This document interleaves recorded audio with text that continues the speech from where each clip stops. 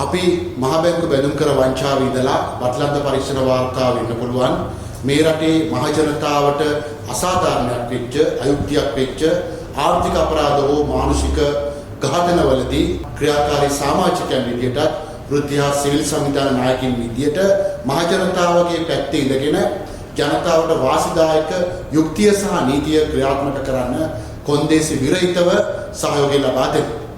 අපි දැක්ක මේ ආණ්ඩුව බලයටපත් වුණාට පස්සේ ජනාධිපතිවරයා නීතිපති දෙපාර්තමේන්තුව කැඳවලා නීතිපති දෙපාර්තමේන්තුව මගේ විමසීමක් කළා පහුගිය කාලේ ප්‍රමාද වෙමින් පැවතිච්ච නීති කටයුතු ගණනාවක් ගැන. අවාසනාවට වගේ ජනාධිපතිවරයාගේ සාකච්ඡාවට දැන් මාස 4ක් ගත වෙලා එම බොහෝ පරීක්ෂණ කටයුතු අධිකරණයට ගේන්න නීතිපති දෙපාර්තමේන්තුව අසමත් වෙලා තිබෙනවා. ඒකෙන් සුවිශේෂී නඩුවක් තමයි අපි සටන් කරලා අරගෙන කරලා කතා කරලා සත්‍ය පෙන්වා දීලා ලංකා ඉතිහාසයේ පළවෙනි වතාවට හිටපු කැබිනට් අමාත්‍යවරයෙකුට එරෙහිව ඔහුගේ විෂයපතේ සම්බන්ධ වන බරපතල පැහැරහැරීම් නොසලකිලිමත් භාවය මත ඉදිරිපත් වෙච්ච කෙහෙලිය රඹුක්කල අමාත්‍යවරයා සම්බන්ධ බාල ඖෂධ නඩුව. එම නඩුව මූලික විමර්ශන අවසන් වී තිබියදී අපට හිතාගත නොහැකි ප්‍රමාදයන් මත එම නඩුවට එරෙහිව තවමත් අධිචෝදනා ගොනු කරන්න නීතිපති දෙපාර්තමේන්තුව අසමත් වෙලා තිබෙනවා. ඒ වගේ තත්වයකදී මේ වෙලාවේ ආණ්ඩුව ලිට්මස් පරීක්ෂණයකට ලක් වෙනවා. බටලන්ත කොමිෂන් වාර්තා වෙන්න පුළුවන්. පොලිස්පතිවරයා සම්බන්ධ සිද්ධිය වෙන්න පුළුවන්. අර්ජුන මහේන්ද්‍රන් සිද්ධිය වෙන්න පුළුවන්. ඔවුන් බලය ගන්න පෙර කියපු බොහෝ නීතිය ක්‍රියාත්මක කිරීමේ කටයුතු වලදී ඔවුන්ගේ පසුගාමීත්වය මම හිතන්නේ ජනතාවගේ බලාපොරොත්තු සම්පූර්ණයෙන්ම වගේ මේ මොහොතේ විදදමන තත්ත්වයක් නැත්නම් විශ්වාසය නැති කරන තත්ත්වයක් තමයි නිර්මාණය වෙලා තිබෙන්නේ. මොකද මේ ආණ්ඩුව බලයට එන්නේ ප්‍රධාන කරුණු දෙකක් මත. එකක් තමයි නීතිය යුක්තිය ක්‍රියාත්මක කිරීම, අනිත් එක තමයි රට ඇතුලේ නවෝත්පාදක ආර්ථිකයක් හදලා රටේ ආර්ථික ගොඩනැන්වීම ගැන. හැබැයි ඒ වෙනුවට අපට පේන දේ තමයි අද වන විට වෛද්‍යවරියකට Tamanගේ රාජකාරී පරිශ්‍රයේ කටයුතු කරන්න බැරි තත්ත්වයක් නිර්මාණය වෙලා තිබෙනවා. රාජ්‍ය සේවකයන්ට නැත්නම් රාජ්‍ය සේවයේ හිටපු නිලධාරීන්ට Taman කොන්ද කෙලින් තියාගෙන වැඩ කරා නම් ඔවුන් විශ්‍රාම ගියත් අද ජීවත් වෙන්න බැරි වටපිටාවක් නිර්මාණය වෙලා තිබෙනවා.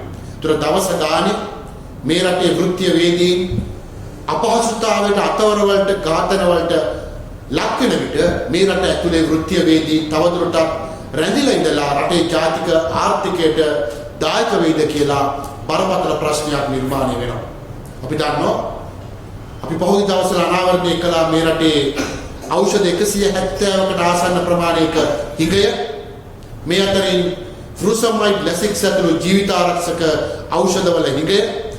මේ වන විට අපි දකිනවා ඉන්දියානු මහ කොමසාරිස් කාර්යාලය ලංකාවේ රජයට ඖෂධ පරිත්‍යාග කරන්න වෙලා තිබෙනවා මේ සෞඛ්‍ය පද්ධතිය පවත්වාගෙන යන්න.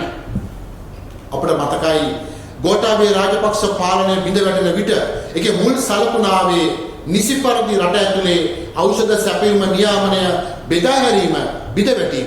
අද වන විට කුඩා දරුවන් ඇතුළු ශ්වසන ආබාධවල පවතින පුද්ගලයන්ගේ ශ්වසනය පහසු කරන අපි කියනවා දුඹල්ලන්න භාවිතා කරන ඒ සැල්බියුටමෝල් වැනි ද්‍රාවණවල ඉඳලා ප්‍රබල ප්‍රතිජීවක ඖෂධ, පිළිකා නාශක ඖෂධ, ඒ වගේම තමයි දියවැඩියව අදිරුදිර පීඩනය, කොලෙස්ටරෝල් ආදී වළක්වා ගැනීම සඳහා භාවිතා කරන ඖෂධ, හදිසි අවස්ථාවේදී භාවිතා කරන ඖෂධ කාණ්ඩ රැසක උග්‍රත්වය සහ හිඟය දැන් වාර්තා වෙලා තිබෙනවා.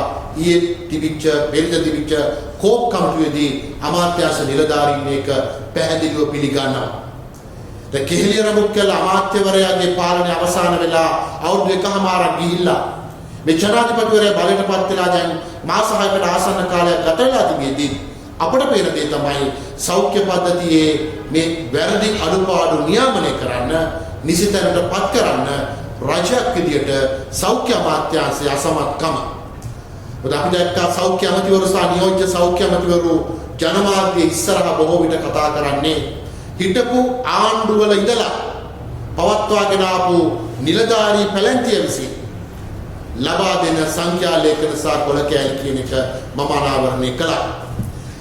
මේ පැවතිච්ච කෝප් කමිටු වලදී අනාවරණය වෙච්ච කරුණු වලට වඩා ඔවුන් විසින් වසන් කරපු අනාවරණය නොකළ කරුණු වල ප්‍රමාණය ඉතාමත් වැඩි කියන එක ඉතා පැහැදිලි. මොකද අපි දැක්ක දේ තමයි මේ කෝප් කමිටුවේදී මේකේ අධ්‍යක්ෂ ජනරාල්වරු නිලධාරීන් Tamanගේ පෙර හිටපු නිලධාරීන් සහ අදාළ පුද්ගලයන්ව ආරක්ෂා කරමින් කරුණු ඉදිරිපත් කරන බව නැත්නම් සමහර ඇතැම් වැදගත් කරුණු නීතිය ක්‍රියාත්මක කිරීම ඉවහල් විය හැකි කරුණු වසන් කරගෙන කටයුතු කරන බව ඉතා පැහැදිලිව පේන තිබුණා. ඒ නිසා මම කෝප් කමිටුවෙන් ඉල්ලීමක් කරනවා මේ නිලධාරීන් ලබා දීපු තොරතුරු මත රඳා සිටින්නේ නැතුව මීට වඩා පුළුල් විමර්ශනයක් කරලා සෞඛ්‍ය පද්ධතියේ දූෂණ සම්බන්ධව අනිවාර්ය අවධානය ලක් කළ යුතුයි. ඒ වගේම තමයි දැන් 21 වෙනිදා වන විට අයවැය තුන්වන වර කියවීමේ විවාදය පැවැත්වෙනවා. ඒ අවස්ථාවේදී විශේෂයෙන්ම සඳහන් කරන්න ඕන අපි විශ්වාස කරනවා මේ රටේ සෞඛ්‍ය වෘත්තිකයන් ඇතුළු වෘත්තීයවේදී උන් බලාපොරොත්තු වුණා ඔවුන්ගේ අතිකාල සහ අතිරේක අමතර සේවා සඳහා ගෙවන දීමනා කප්පාදුව වහා නැවත මුල් තත්ත්වයට ගෙනල්ලා නව මූලික වැටුපට ගැලපෙන පරිදි ඒ පෙර තිබිච්ච දීමනා අතිරේක දීමනා සහ රජයේ නිවාඩු දින දීමනා සම්බන්ධ වන කටයුතු ප්‍රතිස්ථාපනය කරાવી කියලා. නිසා අපි පක්ෂයක් විදියට සහ ඒට සම්බන්ධ වෘත්ති සමිති ව්‍යාපාරයක් විදියට අයවැය තුන්වන වර කියවීම හෝ ඊට පෙර සෞඛ්‍ය වෘත්තිකයන්ට සිදුවෙච්ච අසාධාරණය යලි නිවැරදි කරලා මේ සෞඛ්‍ය පද්ධතියේ අර්බුද නිර්මාණය වළක්ව ගන්න මේ රජය කටයුතු කරાવી කියලා අපි විශ්වාස කරනවා.